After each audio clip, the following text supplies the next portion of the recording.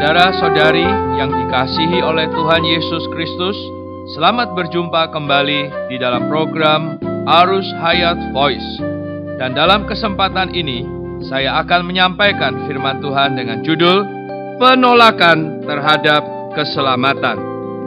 Pembacaan Alkitab diambil dari Injil Lukas pasal 14 ayat 24. Sebab aku berkata kepadamu, tidak ada seorang pun dari orang-orang yang telah diundang itu akan menikmati jamuanku.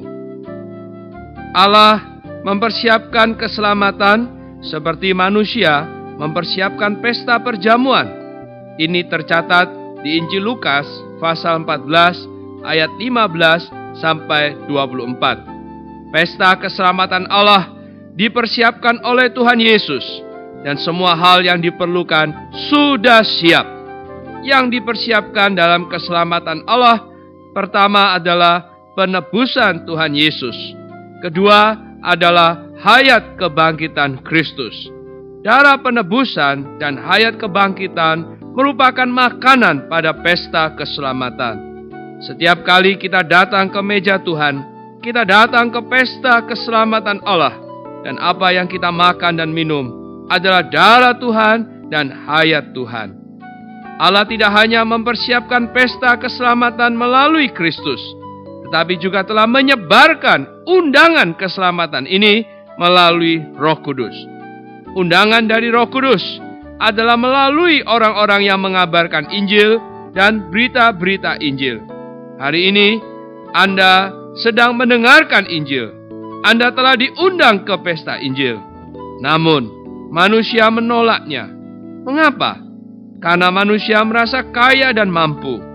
Contoh-contoh yang Tuhan gunakan, ada yang membeli sebidang tanah, ada yang membeli keledai, dan ada yang baru menikah.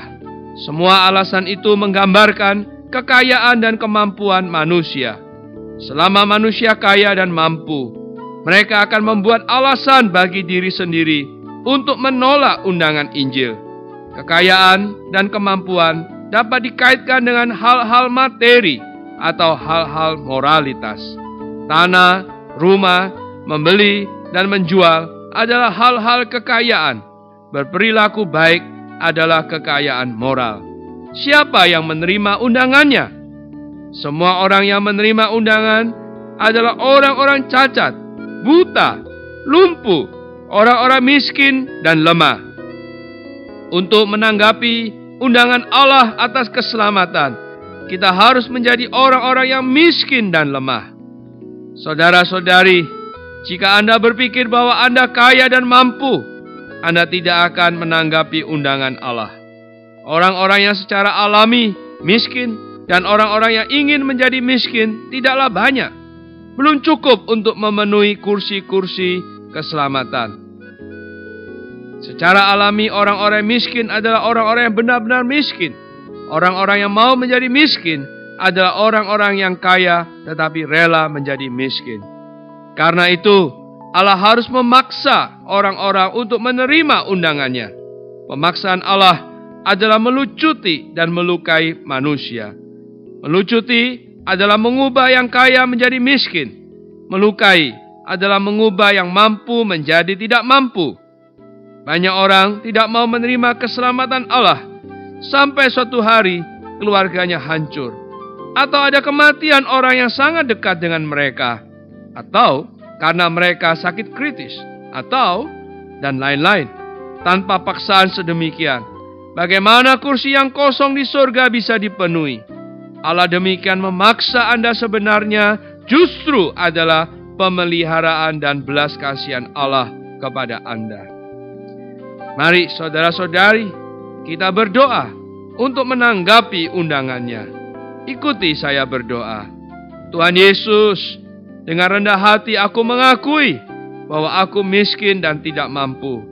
Aku bertobat dan berpaling kepadamu. Saat ini Tuhan, aku menerima Dikau dan penebusanmu. Menerima keselamatan yang Dikau sediakan bagiku. Syukur padamu Tuhan. Di dalam nama Tuhan Yesus. Amin. Demikianlah firman Tuhan. Sampai bertemu di kesempatan berikutnya. Tuhan memberkati, kasih karunia-Nya menyertai kita. Demikianlah program Renungan Arus Hayat Voice Note pada hari ini. Dan jika Anda tertarik untuk memiliki voice note tersebut beserta seri-seri sebelumnya, Anda dapat mendownload di website kami di www.pemulihan.or.id atau dapat menghubungi kami via BlackBerry dengan nomor PIN 282554-7F yang berpusat di Jakarta dan di nomor PIN 27EB5F7D yang berpusat di Surabaya.